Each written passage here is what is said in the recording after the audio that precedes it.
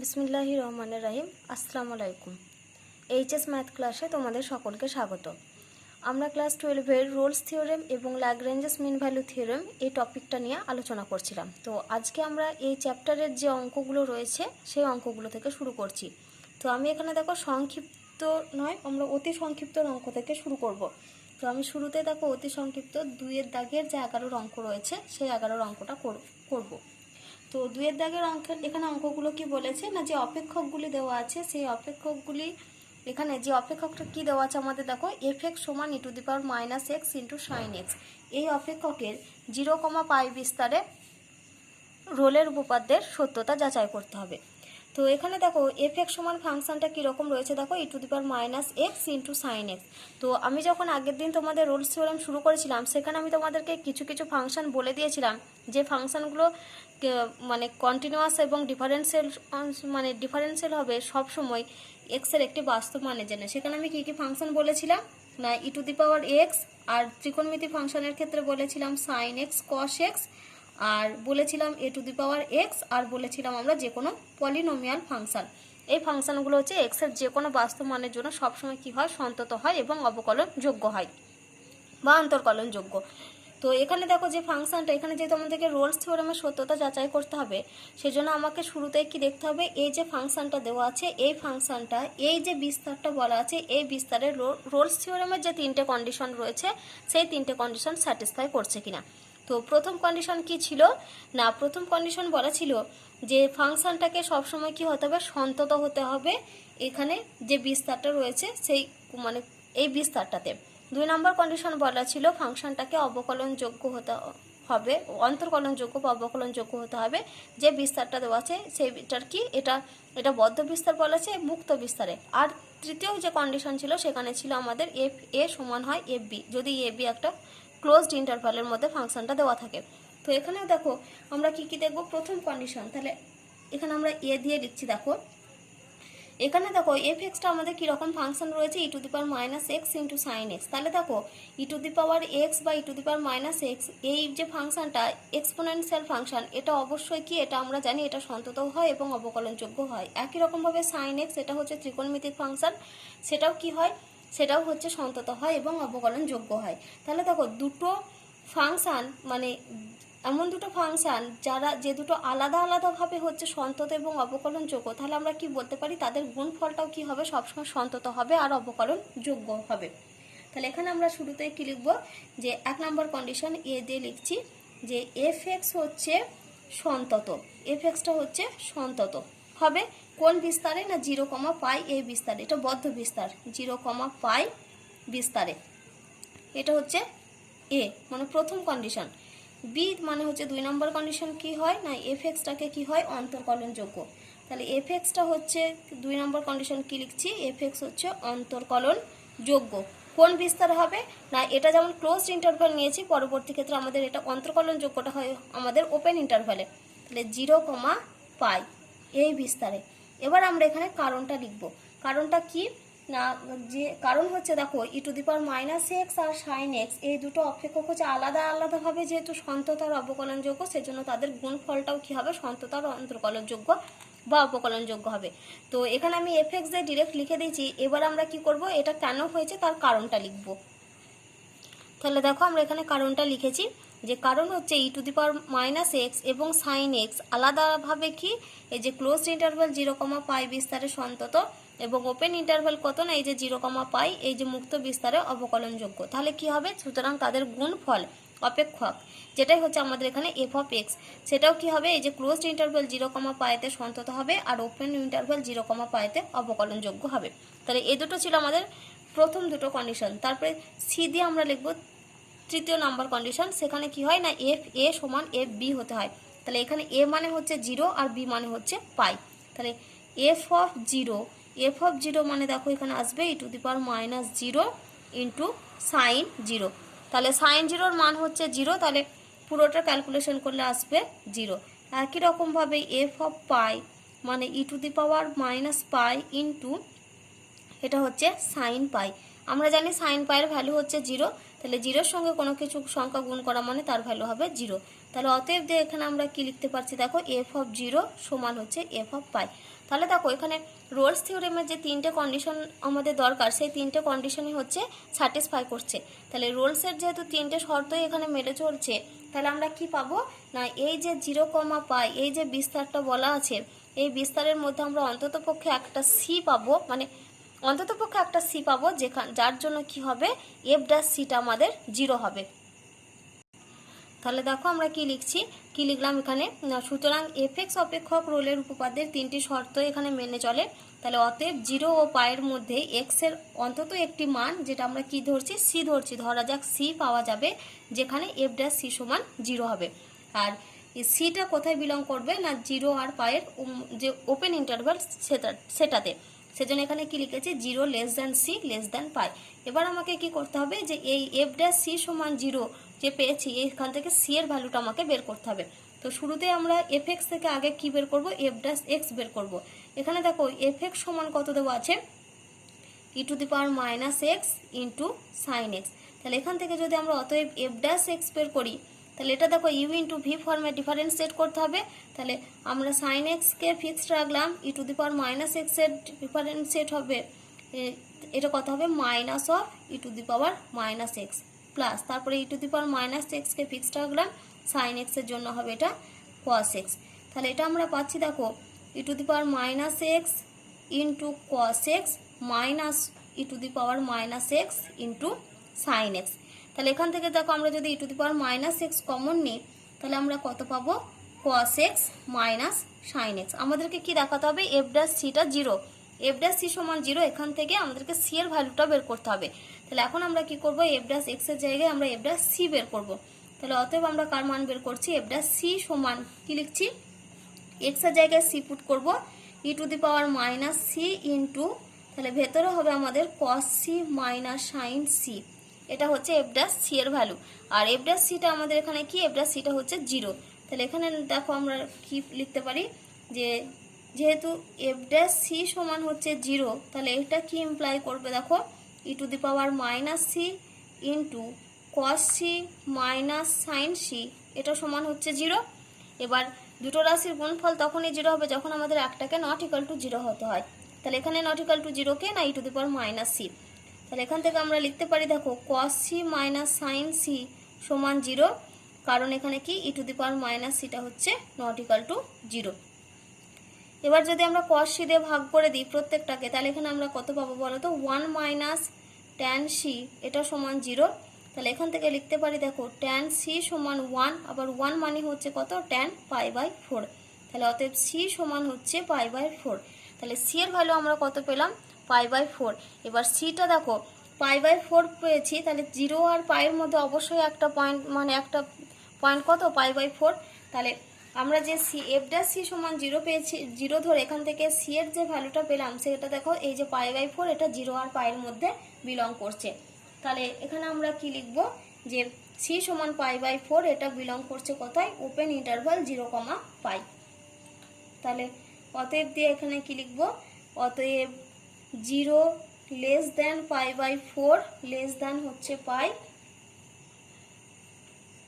এটা এমন ভাবে যেখানে কি হয়েছে, যেখানে হচ্ছে এফ ড্যাশ সি মানে সি 0, তাহলে এখানে লিখবো এফ ড্যাশ পাই বাই 4 সমান 0। তাহলে এখানে আমরা এবার কি লিখতে পারবো না, সুতরাং রোলের উপপাদ্যের সত্যতা প্রমাণিত হলো।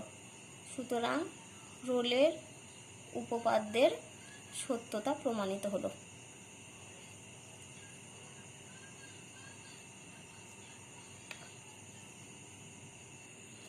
এবারে দেখো আমরা 3 এর দাগে 2 এর অঙ্ক করব। 3 এর দাগে 2 এর অঙ্ক এখানে কি দেওয়া আছে দেখো, এফ এক্স সমান ট্যান এক্স। এখানে যেটা দেখাতে হবে যে এফ এক্স সমান ট্যান এক্স, এটা 0 lesser equal to x lesser equal to pi, এই যে বিস্তারে রয়েছে, এই বিস্তারের রোলের উপপাদ্য প্রযোজ্য নয়। তাহলে দেখো এফ এক্স সমান যে ট্যান এক্স ফাংশনটা আমাদের দেওয়া আছে, আমাদেরকে কি দেখাতে হবে, 0 lesser equal to x lesser equal to pi, এই বিস্তারে ফাংশনটা হচ্ছে রোলের উপপাদ্য প্রযোজ্য হচ্ছে না। তো দেখো 0 আর পাইয়ের মধ্যে আমরা অবশ্যই একটা কি পয়েন্ট পাবো বলো তো, পাই বাই 2, এই সংখ্যাটা আমরা নিশ্চয়ই পাবো পাই বাই 2।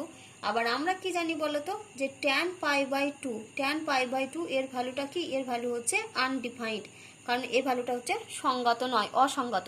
তাহলে π/2 যদি tan π/2 এর ভ্যালুটা অসঙ্গত হয়, তাহলে দেখো এটা যেহেতু অসঙ্গত হয়ে যাচ্ছে π/2 তার মানে এদের মধ্যবর্তী একটা পয়েন্ট আমরা পাচ্ছি π/2, যেখানে কি হচ্ছে এফএক্সটা অসঙ্গত হচ্ছে। তাহলে অসঙ্গত যদি হয় তার মানে আমরা কি বলতে পারবো যে এই বিস্তারের ফাংশনটা হচ্ছে সন্তত নয়। এবার সন্তত নয় মানে যে রোলের থিওরেমের যে তিনটে কন্ডিশন রয়েছে, এই তিনটে কন্ডিশনের মধ্যে যদি একটা কন্ডিশন যদি আমাদের প্রযোজ্য না হয়, মানে একটা কন্ডিশন যদি স্যাটিসফাইড নাও করে, তাহলে আমরা কি বলতে পারবো যে ওই পুরো বিস্তারটাতে রোলের উপপাদ্য প্রযোজ্য হবে না। তাহলে এখানে আমরা দেখো π/2 যেহেতু অসঙ্গত পাচ্ছি, সেজন্য আমরা অসঙ্গত পাওয়ার জন্য কি হচ্ছে না ফাংশনটা আমাদের সন্তত হচ্ছে না, যার জন্য আমরা কি বলতে পারবো না এই ফাংশনটা হচ্ছে এই বিস্তারে রোলের উপপাদ্য প্রযোজ্য হবে না। তাহলে দেখো আমি পুরোটা ভাষায় লিখে দিয়েছি যে f(x) = tan x অপেক্ষক t 0 < x < π এই বিস্তারের মধ্যে কোন বিন্দুতে অসঙ্গত না x = π বিন্দুতে অসঙ্গত।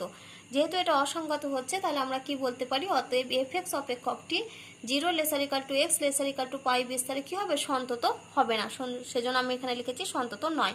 তাহলে এখানে দেখো যেহেতু সন্তত হচ্ছে না, সেজন্য আমরা এখান থেকে কি বলতে পারবো যে এই যে বিস্তারটা বলা আছে এই বিস্তারের রোলের উপপাদ্য প্রযোজ্য নয়।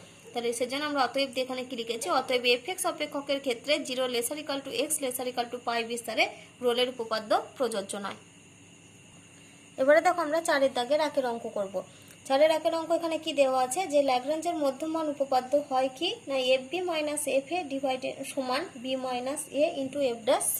এটা আমরা জানি যে এটা হচ্ছে আমাদের ল্যাগ্রাঞ্জের মিন ভ্যালু থিওরেমের যেটা কন্ডিশন সেটা। তো কি বলেছে যে এই রেজাল্টটা রয়েছে এই মধ্যমান উপপাদ্যের সাহায্যে আমাদেরকে এখানে কি করতে হবে, 1 নম্বর কোশ্চেন যে f(x) = √x এবং a = 4 ও b = 9 হলে c এর মান নির্ণয় করতে হবে। তাহলে এখানে দেখো ফাংশনটা দেওয়া আছে f(x) = √x, আর কি দেওয়া আছে a = 4 আর b = 9। আমাদেরকে এখান থেকে কি করতে হবে, ক্যালকুলেশন করে এখান থেকে c এর মানটা নির্ণয় করতে হবে। এই যে ল্যাগ্রাঞ্জেস মিন ভ্যালু থিওরেমের যে উপপাদ্য, যে থিওরেমটা আমাদের এখানে দেওয়া আছে এটার সাহায্য নিয়ে। তাহলে এখানে দেখো শুরুতে আমাদের কি দেওয়া আছে আগে লিখে নিই। f(x) সমান দেওয়া আছে আমাদের √x, f(x) সমান হচ্ছে √x, আর কি দেওয়া আছে দেখো a সমান দেওয়া আছে 4 আর b সমান দেওয়া আছে 9। তাহলে শুরুতে আমরা এখান থেকে আর কার সাহায্যে আমাদেরকে মান বের করতে হবে না ল্যাগ্রাঞ্জেস মিন ভ্যালু থিওরেমের যে থিওরেমটা কি সেটা আমরা জানি। এখানে দেখো দেওয়াই আছে এটা অলরেডি, fb - fa সমান হচ্ছে b - a ইন্টু f'(c)। এটার সাহায্য নিয়ে আমাদেরকে এখান থেকে c এর ভ্যালুটা নির্ণয় করতে হবে। তাহলে দেখো f'(c) এখানে একটা মান আছে, তাহলে f'(c) বের করার জন্য আমাদেরকে শুরুতেই কি বের করতে হবে, f'(x) বের করতে হবে। তাহলে f(x) সমান হচ্ছে √x, তাহলে এখান থেকে দেখো আমরা বলতে পারি f'(x) সমান আমাদের কত হবে 1/2 ইন্টু √x। আমি এটা একেবারেই করে দিলাম, তোমরা এখান থেকে ডিফারেন্সিয়েট করতে গেলে কিভাবে করবে না x⁻½ করবে, তাহলে হাফ ইন্টু x⁻½ - 1 করতে হবে।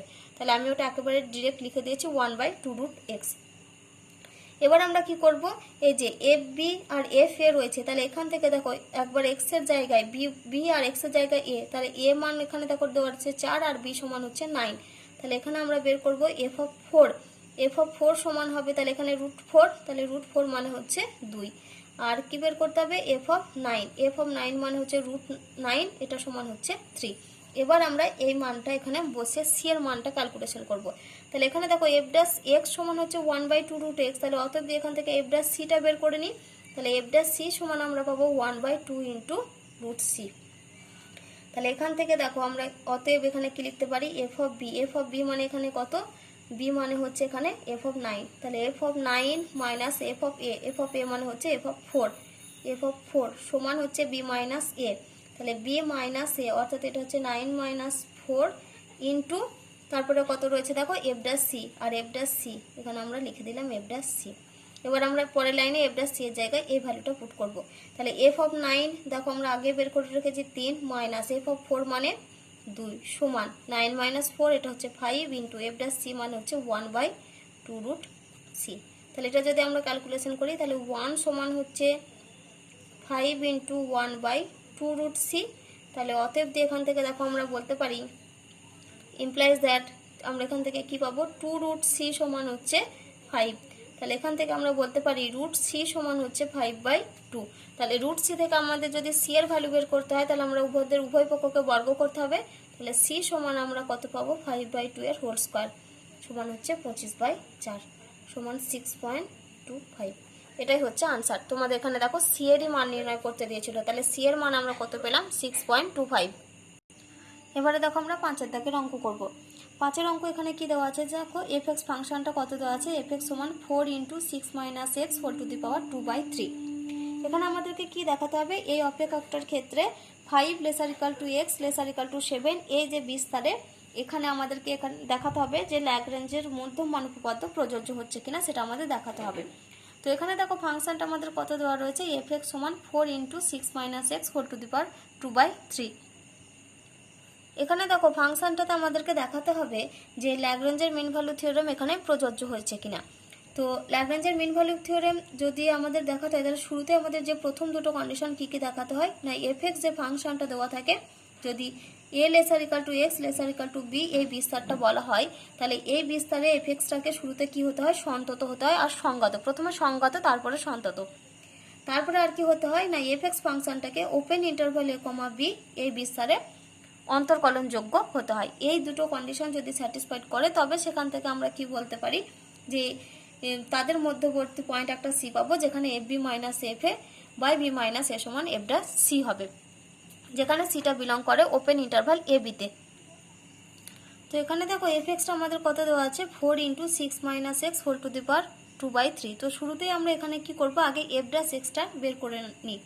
তাহলে এখান থেকে দেখো আমরা পাবো অতএব এফ ড্যাশ এক্স সমান 4 × এখানে দেখো 6 - x হোল টু দি পাওয়ার আছে 2/3, তাহলে শুরুতে হবে 2/3 × 6 - x two the power 2/3 - 1 into এই যে ভেতরে 6 - x রয়েছে, এটার জন্য যদি ডিফারেন্সিয়েট করি তাহলে 6 এর জন্য আসবে 0 আর -x এর জন্য আসবে আমাদের -1। তাহলে এখান থেকে আমরা পাচ্ছি 0 - 1 মানে হচ্ছে -1, তাহলে এটা আমরা পাচ্ছি -4 × 2/3 মানে এটা হবে 8/3 ইন্টু আবার 6 - x ইন্টু এটা 2/3 - 1 করলে এটা হবে -1/3। এবার -1/3টাকে যদি আমরা এভাবে লিখতে পারি দেখো -8/3 into 1/6 - x whole to the power 1/3। এবারে দেখো এখানে যে ইন্টারভ্যালটা বলে দেওয়া আছে যে 5 < x < 7, দেখো 5 আর 7 এর মধ্যবর্তী পয়েন্ট আমরা কি পাবো, একটা 6 পাবো। যদি আমরা এখানে 6 পুট করি মানে এফ ড্যাশ এক্স এর জায়গায় আমরা যদি এখানে এক্স এর পরিবর্তে 6 পুট করি তাহলে দেখো আমাদের ফাংশনটা কিরকম দাঁড়াচ্ছে। এখানে দেখো এফ ড্যাশ এক্স এর জায়গায় আমি কি পুট করছি, এক্স এর জায়গায় 6 পুট করছি, তাহলে এখানে দেখো তাহলে এখানে ফাংশনটা দেখো আমাদের দাঁড়াবে যে রেজাল্টটা যে -8/3 ইন্টু 1/6 - 6 টু দি পাওয়ার 1/3। তাহলে 6 - 6 মানে হচ্ছে 0, আবার 1/0 মানে সেটা হয়ে যায় আনডিফাইন্ড। এটা আমরা সবাই জানি যে 1/0 যদি আমাদের এরকম কোনো সংখ্যা আসে তাহলে সেটা আমাদের কি হয়ে যায়, সেটা হয়ে যায় আনডিফাইন্ড, অর্থাৎ যেটা সংজ্ঞাত নয়।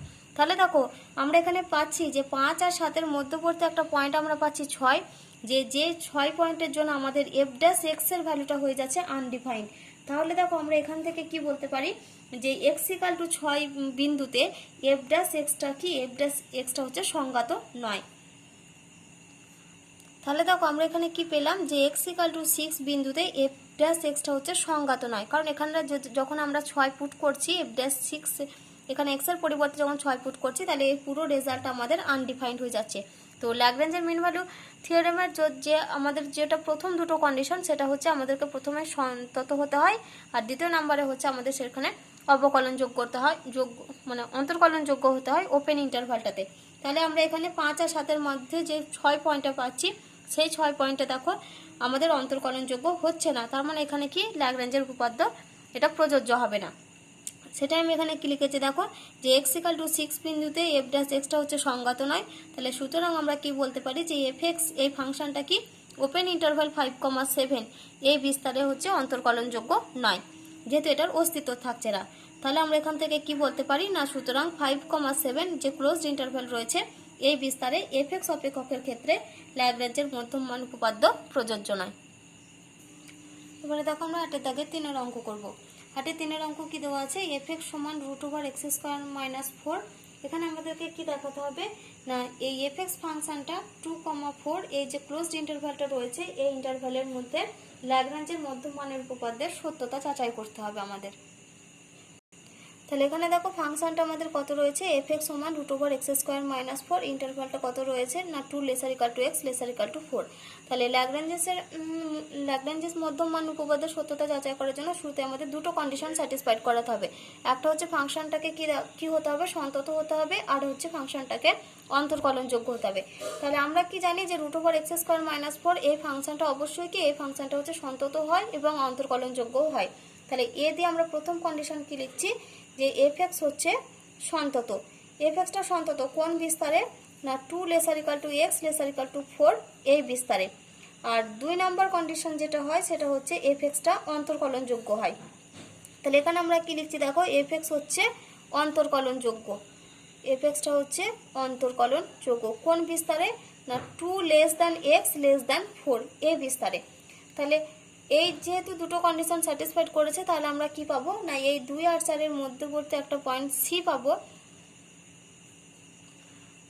তাহলে আমরা কি জানি যে ল্যাগ্রাঞ্জ মধ্যমানের উপপাদ্য থেকে যে f(x)টা যদি এরকম ক্লোজড ইন্টারভাল ab তে যদি সন্তত হয় আর ওপেন ইন্টারভাল ab তে যদি অন্তর্কলনযোগ্য হয়, তাহলে আমরা কি পাই না a আর b এর মধ্যবর্তী একটা পয়েন্ট, অন্ততপক্ষে একটা পয়েন্ট সি পাবো, যার জন্য আমাদের কি হয় f' c সমান হয় fb minus f(a) divided by b minus a, এটা আমাদের হয়।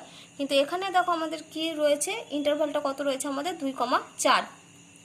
তাহলে এখানে দেখো দুটো কন্ডিশনই আমাদের স্যাটিসফাইড করেছে। তাহলে এখান থেকে আমরা কি বলতে পারবো যে অতএব f(x) অপেক্ষকটি ল্যাগ্রাঞ্জের মধ্যম মানের উপপাদ্যের দুটো শর্তই সিদ্ধ হয়। তাহলে আমরা কি পাবো এখানে না x = 2 আর 4, x = 4 এই দুটোর মধ্যে অন্ততপক্ষে একটি মান, যেটা আমরা ধরছি c, তাহলে ধরা যাক c আছে, যার জন্য কি হবে f' c সমান এখানে fb মাইনাস fa, তার পরিবর্তে কত আমরা লিখবো f(b). তাহলে এখানে আমরা কি পাচ্ছি অন্ততপক্ষে একটি মান c পাবো, যার জন্য এখানে কি হবে f' c সমান হচ্ছে f(4 - f(2) ডিভাইডেড বাই 4 - 2 হবে, যেখানে 2 < c < 4। তাহলে আমরা কি জানি fb মাইনাস f(a), কিন্তু এখানে b মানে হচ্ছে 4 আর a মানে হচ্ছে 2। তাহলে এখন আমরা কি করব, এই যে f' c এর মানটা আমরা এবার আমাদেরকে ক্যালকুলেশন করতে হবে, ক্যালকুলেশন করে এখান থেকে আমাদেরকে c এর মানটা বের করতে হবে। তাহলে দেখো শুরুতে আমাদের f(x) সমান কত বলা আছে √(x² - 4)।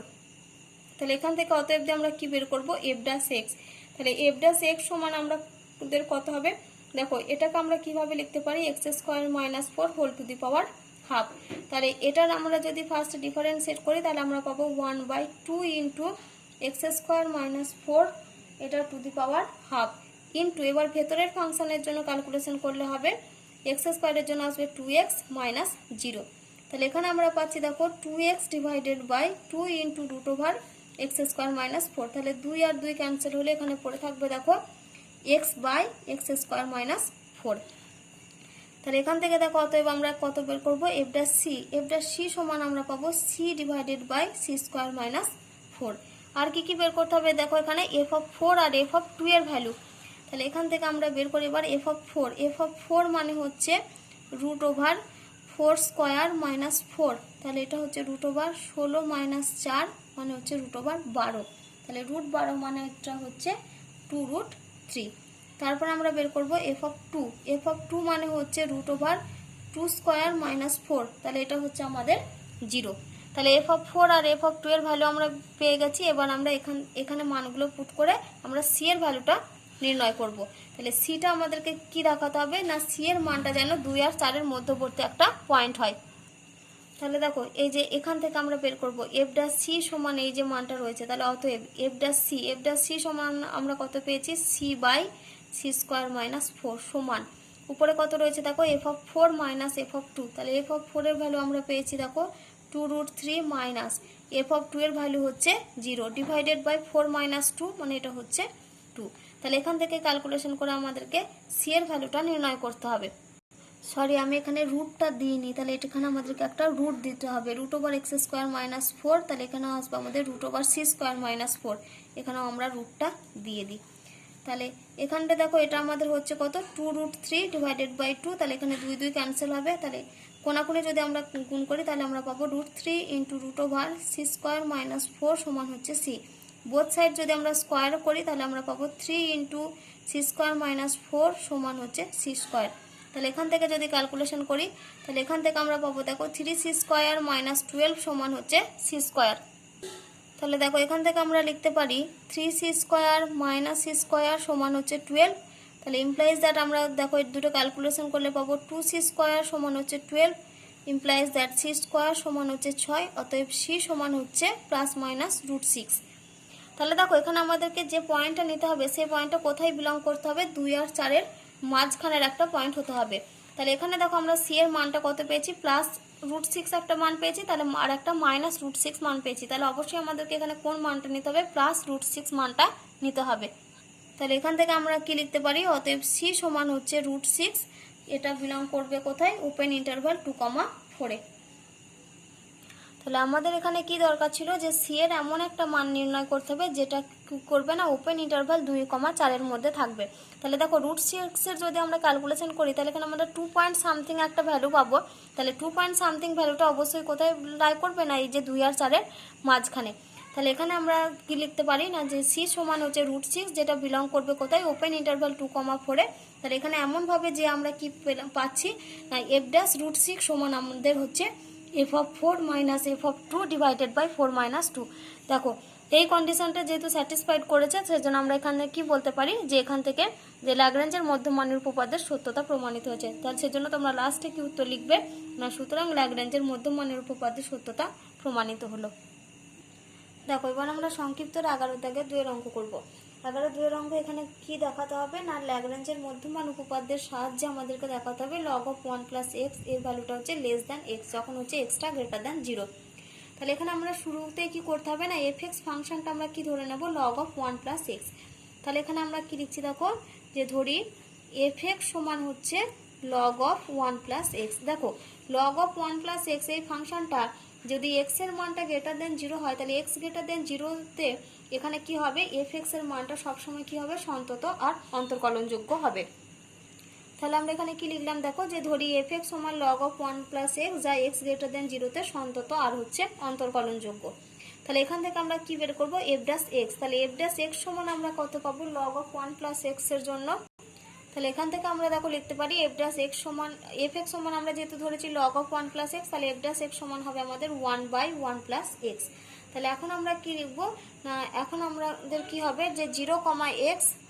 দেখো যেহেতু এটা আমাদের ল্যাগ্রাঞ্জের মধ্যমান উপপাদ্যের সাহায্যে এই রেজাল্টটা দেখাতে হবে, সেজন্য আমরা এখানে কি করলাম, যে 0, x এই যে ক্লোজড ইন্টারভ্যালটা নিয়েছি, এই অন্তরালে আমরা ল্যাগ্রাঞ্জের মধ্যমান উপপাদ্য প্রয়োগ করে আমরা কি পাবো না, সেখানে আমাদের কি হয় বলতো, fb মাইনাস f(a)। তাহলে fb মানে এখানে কত হবে, f(x), যেহেতু a টা হচ্ছে 0 আর b টা হচ্ছে x। তাহলে fx minus f(0) divided by কত হয়, b মাইনাস a, মানে হচ্ছে x মাইনাস 0। এটা সমান হচ্ছে হয় f'(c), যেখানে c টা বিলং করে কোথায় না, ওপেন ইন্টারভাল 0, x এ, অর্থাৎ 0 less than c less than x। তাহলে এখান থেকে দেখো আমরা কি পাবো, f(0) মানে কত, log of 1 plus 0 মানে log 1, log 1 এর ভ্যালু হচ্ছে 0। তাহলে fx এর মান আমরা এখানে লিখছি দেখো log of 1 plus x minus f(0)-তে হচ্ছে 0 ডিভাইডেড বাই x, এটা সমান হচ্ছে f'(c)। আবার f'(c) মানে কত দেখো, এই যে c মানে হচ্ছে f'(x) এর জায়গায় যদি আমরা c পুট করি তাহলে মানে এটা হবে 1/1 plus c। এটা আমরা লিখতে পারি, এখানে f'(c) লিখে আমরা পরের লাইনেও লিখতে পারতাম, বা এখানে আমরা এটা না লিখে একেবারে এটা 1/1 plus c করে দিই। এবার দেখো আমরা এখানে x টা কি নিয়েছি বলো তো, x টা আমরা এখানে গ্রেটার দেন 0-তে সন্তত আর অন্তর্কলনযোগ্য নিয়েছিলাম। তো এখানের মানটা যদি c এর মানটা যদি এখানে গ্রেটার দেন 0 হয়, এই যে 0 আর x এর মধ্যে এখানে দেখো কোথাও কিন্তু 0-র সঙ্গে ইকুয়াল নেই c টা, তার মানে কি 0টা c এর সঙ্গে সমান নয়, তার মানে অবশ্যই 0 আর x এর মধ্যে মানে কি c টা হচ্ছে এখান থেকে গ্রেটার দেন 0। তাহলে c টা যদি গ্রেটার দেন 0 হয়, তাহলে গ্রেটার দেন 0 মানে হচ্ছে যে কোনো একটা পজিটিভ সংখ্যা, মানে ধনাত্মক সংখ্যা। তাহলে তাহলে এখানে দেখো 1/1 প্লাস একটা ধনাত্মক সংখ্যা, মানে এখানেও দেখো একটা 1-এর থেকে বড়, 0 থেকে বড় একটা সংখ্যা আসবে। তাহলে সেই সংখ্যাটা আবার দেখো 1/, রয়েছে, তাহলে 1/, মানে কি এই পুরো সংখ্যাটা কত হয়ে যাবে, লেস দ্যান 1 হয়ে যাবে। তাহলে এখান থেকে আমরা কি বলতে পারি, যে log of 1 plus x by x এটা হচ্ছে লেস দ্যান 1। তাহলে এখান থেকে যদি আমরা কোনাকুনি গুণ করি তাহলে আমরা পাবো log of 1 plus x টা লেস দ্যান x। এই রেজাল্টটাই আমাদেরকে দেখাতে বলেছিল। তা আমি এই জায়গাটা একটু বলে দিই, যে দেখো এখানে রয়েছে আমাদের 1/1 প্লাস সি। এবার সিটা যদি যে কোনো একটা গ্রেটার দেন 0, অর্থাৎ সিটা যদি আমাদের 0 থেকে বড় সংখ্যা, ধরো আমি 1 নিচ্ছি, এটা হচ্ছে 0 থেকে বড় সংখ্যা। এবার আমি সি এর জায়গায় যদি 1 পুট করি, তার মানে কত হবে 1/1 প্লাস 1, তার মানে 1/2। 1/2 মানে কত দেখো 0.5। তার মানে এর মানটা কি অবশ্যই লেস দ্যান 1। তাহলে দেখো যখন আমরা সিটা গ্রেটার দ্যান 0-র জন্য 1 মান নিয়েছি, তা মানটা দেখো লেস দ্যান 1 হয়ে গেছে, সেই জন্য এটা আমরা কি লিখেছি লেস দ্যান 1। তাহলে এটার জায়গাতে আমরা লিখতে পারি লেস দ্যান 1। তারপরে এবার আমরা এটা কোনাকুনি গুণ করেছি, সেজন্য আমরা পেয়েছি লগ অফ 1 প্লাস এক্সটা হচ্ছে লেস দ্যান এক্স।